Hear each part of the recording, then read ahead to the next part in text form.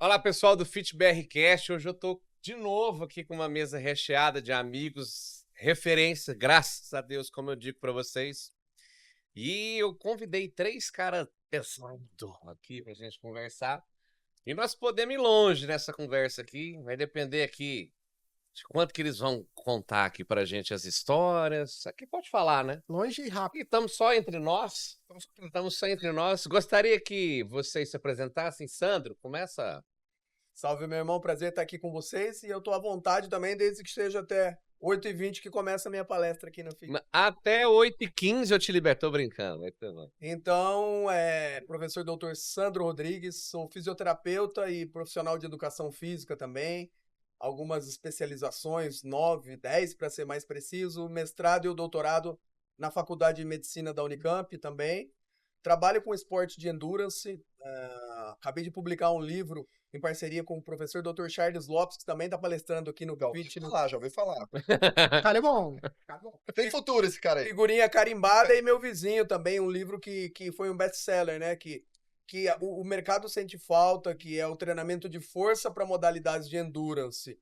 Então é um livro que saiu bem porque era uma necessidade do mercado. Então, de maneira mais rápida e sucinta, essa é a minha trajetória. Qual que é a temática que você vai falar, Sandro?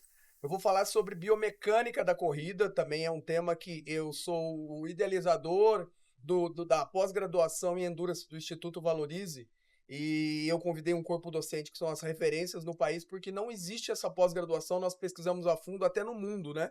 Então também eu trouxe para falar de biomecânica da corrida, que é uma das temáticas que a gente discute nessa pós-graduação. Perfeito. Ale? Eu sou o professor doutor Alexandre Machado, mas me chama de Alê, né? Técnico tricampeão brasileiro de corrida de montanha. Tenho mestrado, doutorado, tô terminando meu segundo pós-doutorado, porque não fiquei contente com um, tenho que fazer o segundo, né? Porque melhor prevenir do que remediar, né? E atuo já no universo da corrida desde 2000, né? Eu me formei em 99, e aí especializei para a área de corrida de montanha. E hoje eu tenho a Universidade da Corrida, um curso de formação de treinadores de corrida de rua 100% online com acesso vitalício para quem deseja ser um especialista em treinamento de corrida de rua e montanha. O tema você vai falar uma vez só? Eu acabei de falar sobre treinamento intervalado, a ciência do treinamento intervalado.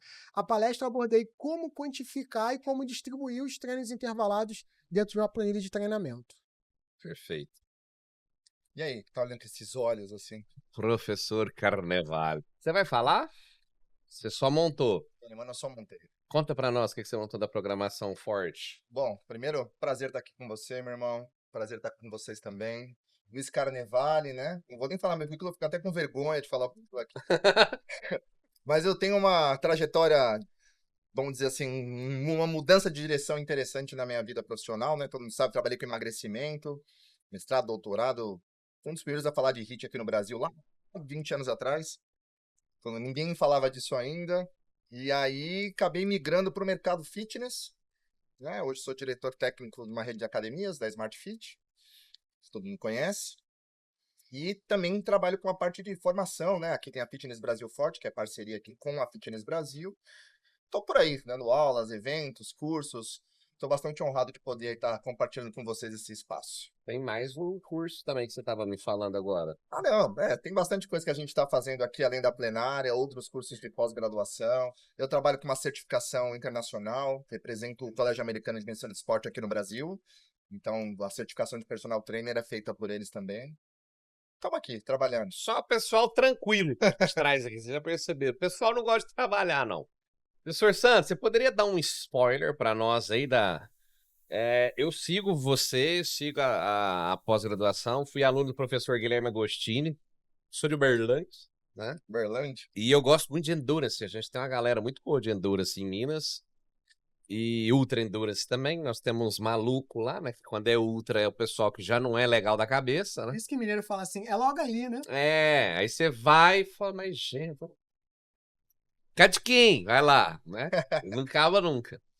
E essa ideia foi muito boa, porque cada vez mais as competições estão ficando mais desafiadoras.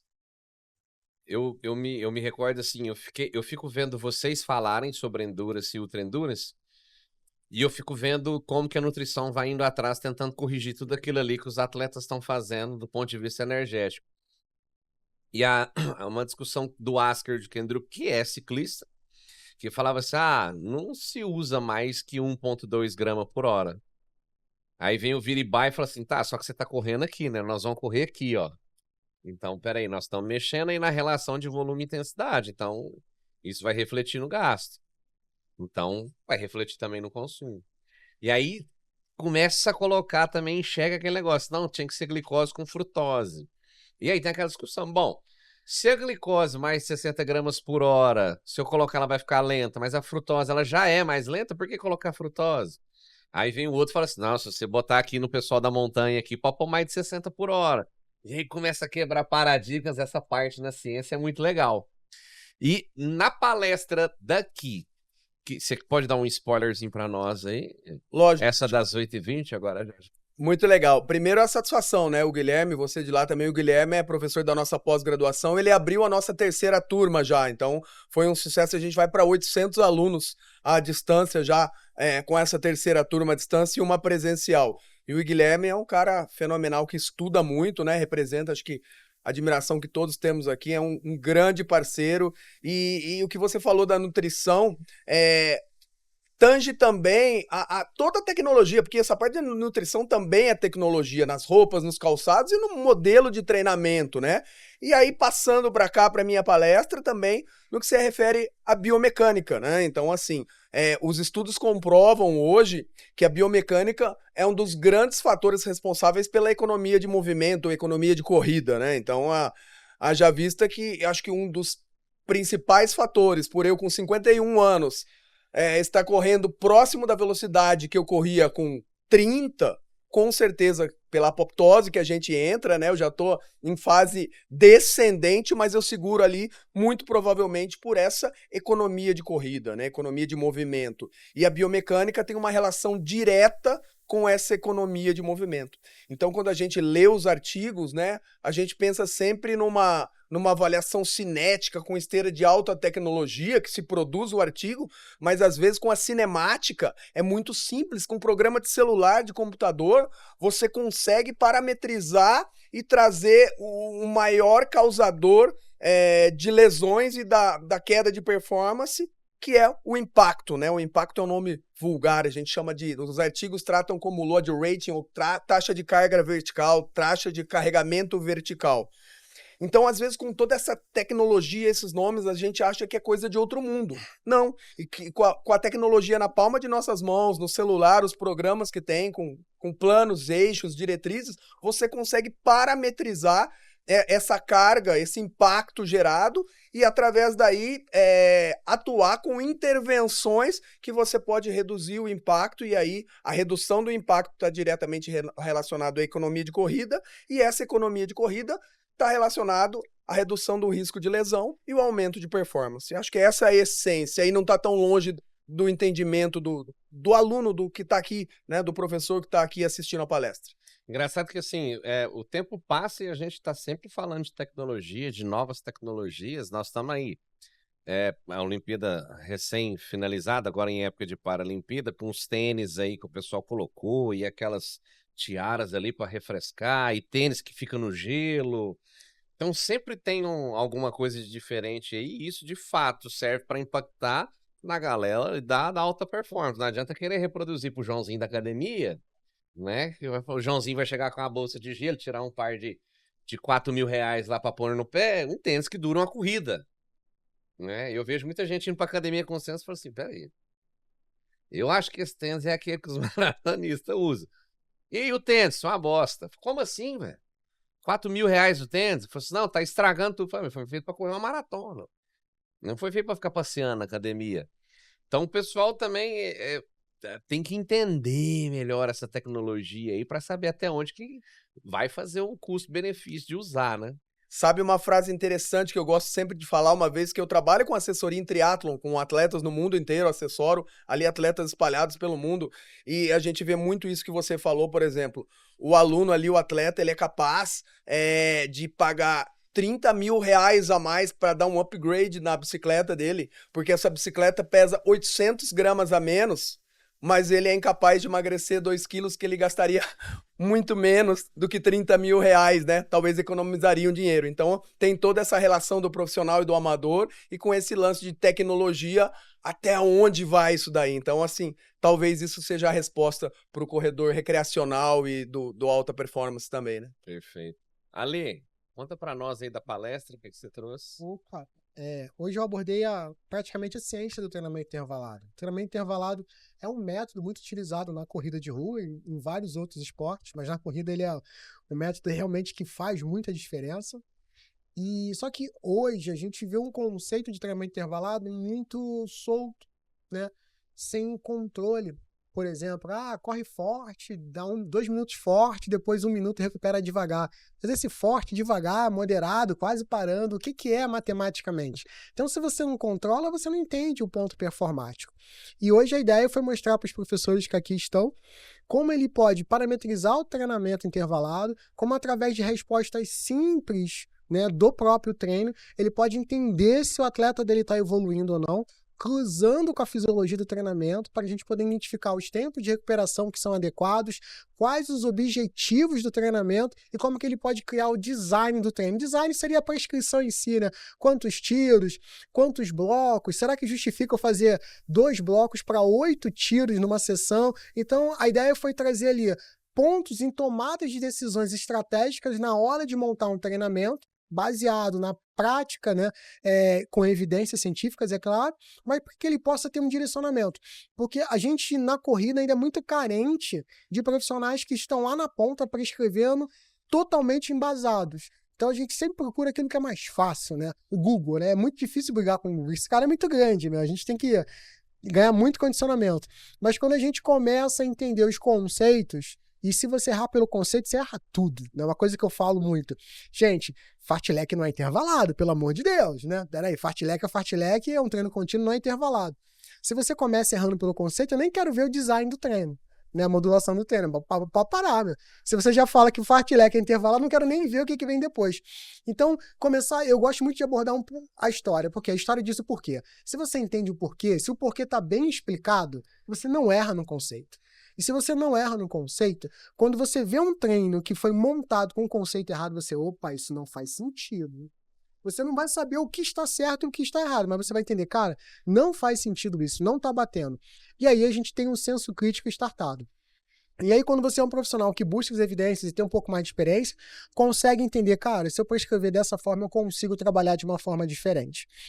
E a gente que está ali na ponta, né, não só prescrevendo, mas também está pesquisando, fazer diferente e fazer a diferença são coisas que a gente está sempre buscando. O diferente que faça a diferença. Não só o diferente que é diferente, mas entrega a mesma coisa. Até porque essa síndrome do Renato Russo, né, mais do mesmo, não cabe mais hoje dentro do treinamento. Então a gente tem que realmente buscar métodos e modelos de treino que façam a diferença. Não precisa ser necessariamente diferente. Né? O treinamento intervalado não vai mudar, é estímulo seguido de recuperação. Mas entender ali como é que a gente pode propor um treinamento, um design que faça diferença para o nosso atleta, que não é só atleta. Esse cara é um 3 em 1, saca? Aqueles 3 em 1 que a gente tinha na nossa época, né? Ele é cliente, reclama como cliente, é aluno, a gente tem que educar como aluno, e é atleta, ele quer ser chamado de atleta, quer performar como atleta. Então, assim, não dá para entender que ele vai ter performance de atleta, a gente tem que educar ele como aluno e tem que entender o ponto de vista dele como cliente. Se a gente não entende essa tríade, a gente não consegue entregar. E um outro ponto, que talvez seja o mais importante para quem trabalha como modelo de negócio, né, que é o treinamento como modelo de negócio, é entender que o nosso negócio é uma recorrência. Então, todo mês a gente tem que encantar o cara, entregar o treinamento adequado, fazer com que ele performe dentro daquelas condições, colocar o objetivo ali da prova, mas entender que se ele não estiver satisfeito, ele sai. Então, todo mês a gente tem que entregar o treinamento com excelência para que esse cara pague o novo mês pra gente. Então, não é simplesmente só mandar planilha. Tem que mandar a planilha, entender o que aconteceu com ele, ter uma tomada de decisão a partir... Eu nem falo mais feedback. Porque feedback é o que ele fala, né? Como é que foi o treino? Pô, foi legal. Isso é o feedback. Eu falo em resposta de treino. E a resposta de treino vai um pouco além do feedback. A resposta de treino vai além do feedback dele, porque eu vou analisar os parâmetros dele do treinamento. Qual foi o tempo? se ele teve percepção de recuperação, né? Além da percepção de esforço, que é o famoso feedback, quantos tiros ele fez, se ele fadigou em algum momento, então eu vou fazer uma análise sobre toda a resposta. Então eu ponho critérios matemáticos além do próprio feedback dele. Aí fecha o ciclo. Perfeito. Eu vejo pouco, às vezes, o pessoal falando sobre a percepção de recuperação. E é muito importante, né? Se você for fazer algum trabalho em conjunto com o nutricionista, por que eu penso isso? Igual, lá na cidade a gente tem um nadador, em Uberlândia também nós temos um nadador, e a minha preocupação com ele, como ele estava montando o seu próprio treinamento, e ele é de 25 anos de natação, e ele quis reativar uma competição internacional, a minha preocupação era que quando eu via planilha, eu via muito volume. E assim, não era dar um tiro, 2 tiros, 3 tiros, pronto, solta. Não, muito volume. E aí o que acontece? Quando eu perguntava a percepção subjetiva de esforço, ele me entregava um número que eu falava assim, não é possível. Ou vai quebrar, ou então, tá muito esquisito isso aqui, porque nós vamos ser campeão do mundo de jeito aqui. E aí eu comecei a falar assim, bom, deixa eu tirar isso aqui, eu vou perguntar para ele como que ele tá no outro dia, porque eu sei que ele também trabalhava, que é o que você falou. Ele também era atleta, mas dava 12 horas de aula. Então eu ia e falava assim, como que tá para treinar? Vamos fazer o seguinte, você vai dar uma nota de percepção de recuperação, onde 9, 10 é que tá dando uma zebra. Recuperei 10, ok, recuperei. Então, ao contrário, se eu for lá em 0 e 1, e se isso repetir algumas vezes, nós vamos ter que repensar no volume. Pode ser? Pode. E aí a gente ia controlando pela recuperação e tinha dia de chegar na sexta e falar, cara, eu tô indo treinar porque eu tenho. Então vamos fazer o seguinte, vamos pegar o sábado e o domingo, vamos descansar. E já que você vai descansar, que você não vai ter o compromisso do treino e o final de semana e não trabalhar, vamos comer mais? E aí ele entrava na segunda-feira e falou assim, cara, eu falei assim, então, essa percepção que você está me mostrando de recuperação me mostra que o que você está consumindo e o que você está gastando está em desacordo, está em desequilíbrio. E quando você não treina e eu te dou mais comida e você me fala que recuperou, eu estou te mostrando que o seu volume parece estar excessivo.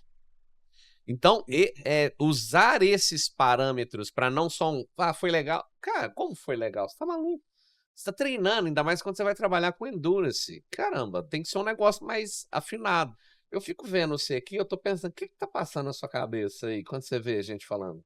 Eu tava pensando, como eu tive a transição de você sair do mercado da área científica, agora eu esteja ali presente, transitar do mercado fitness, ir para cliente, para aderência, como o Ale falou algumas coisas ali de percepção de esforço, recuperação, de feedback, como a gente inverte assim a forma, né? Porque, por exemplo, eu também trabalhei com treinamento intervalado, você sabe disso, há muitos e muitos anos, né?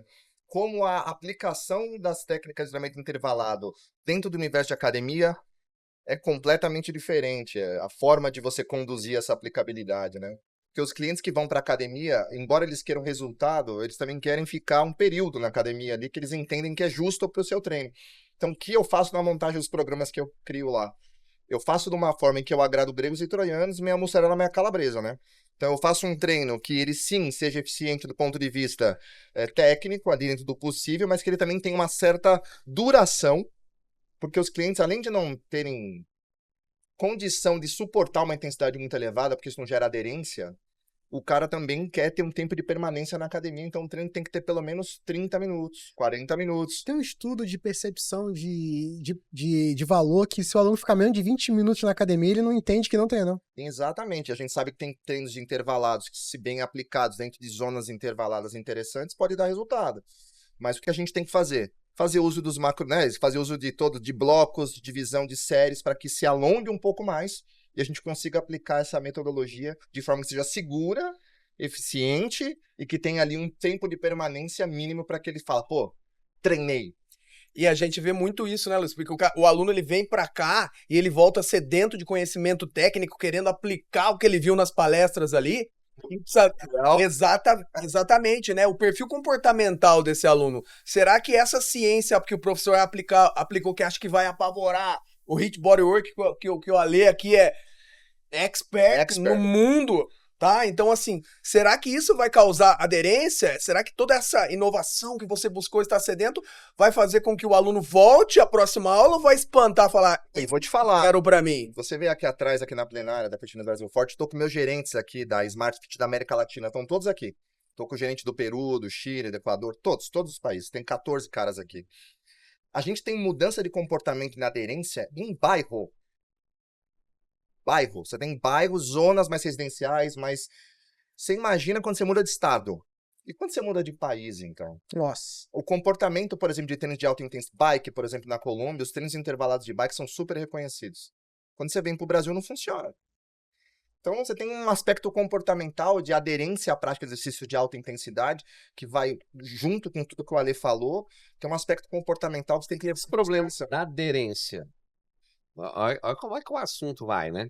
Esse problema da aderência, do que você tem acompanhado na América do Sul, Latina toda. Latina, Hoje é tudo. na América Latina, diverge muito? Ou não? A aderência é ruim em qualquer lugar? Completamente diferente.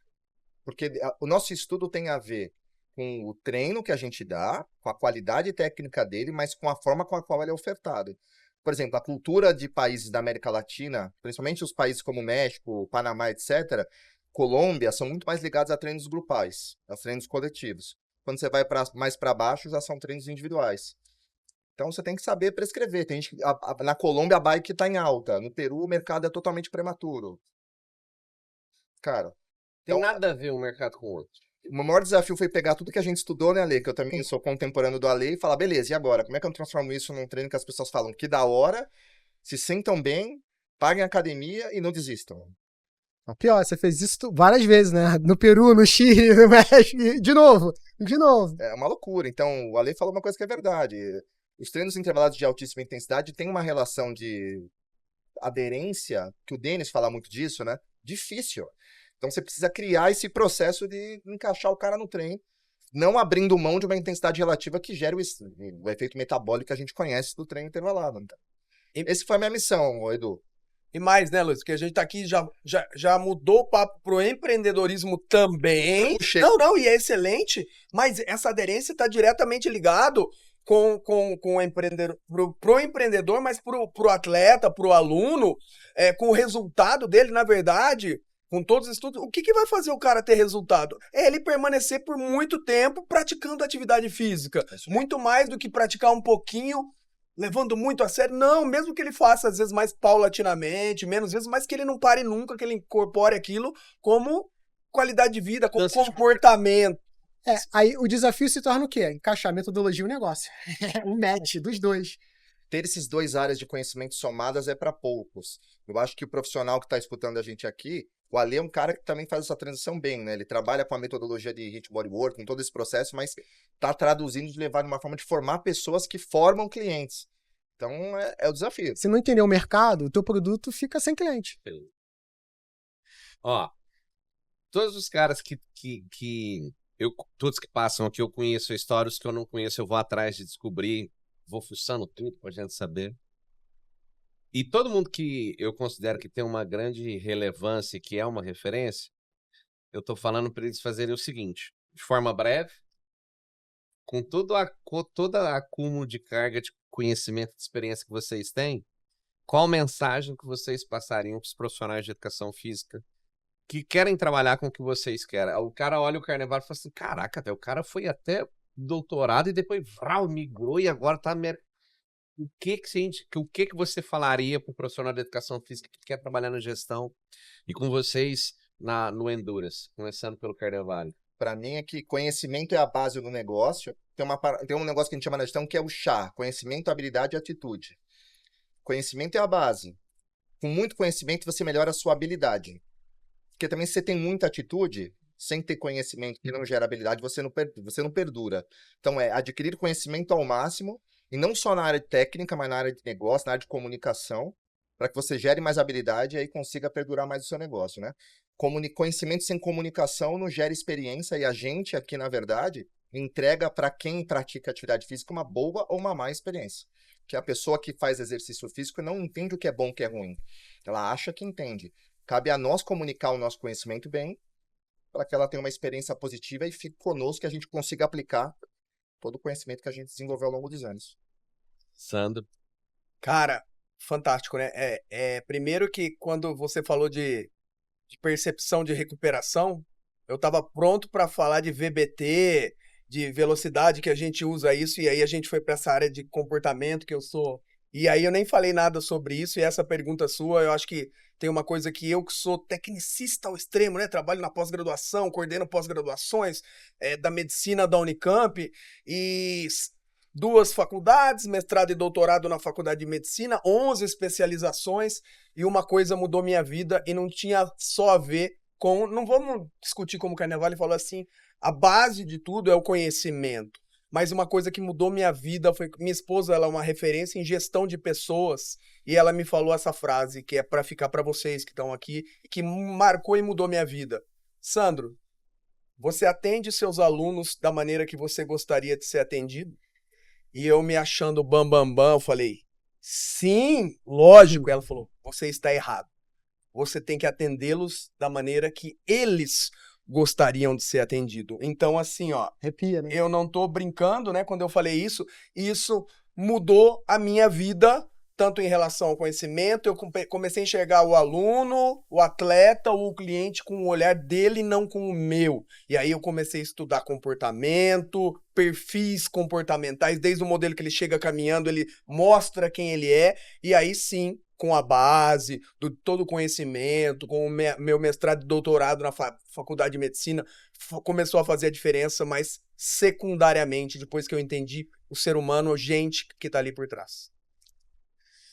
Cara, eu me inspiro muito nesse cara aqui, né? Principalmente nos últimos meses. Caramba, eu vou te contar a minha história. Todo esse embasamento científico que ele fala, que o Sandro também fala, esse aqui é um irmãozaço, isso faz total diferença. E esse match mercadológico que eu construí a VO2 Pro, que é a Universidade da Corrida, o Hit Body Work, hoje me colocou numa situação, recentemente eu fui convidado para assumir um dos maiores desafios da minha vida. Eu acabei entrando como gerente técnico de uma rede no Espírito Santo com 20 mil alunos.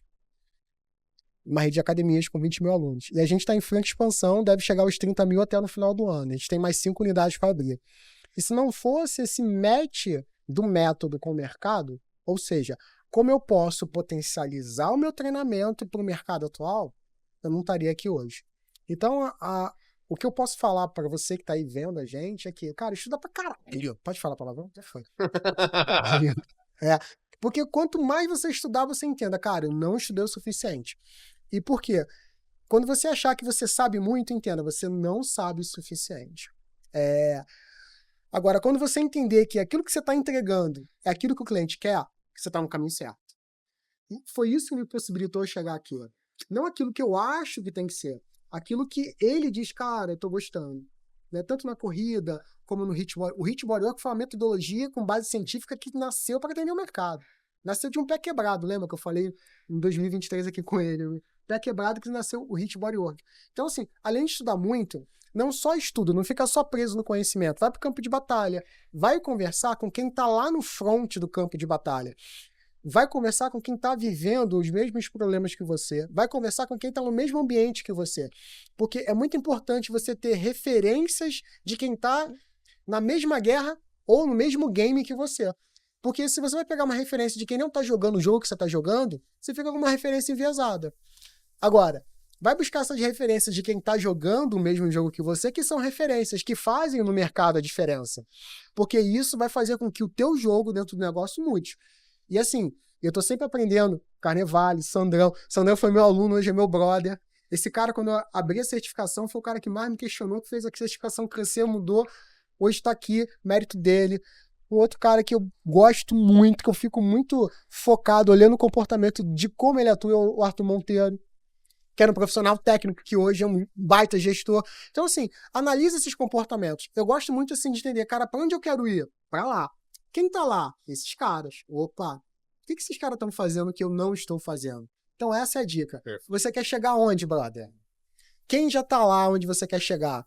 Mapeia. O que esses caras estão fazendo, já fizeram que você ainda não fez? Começa a fazer.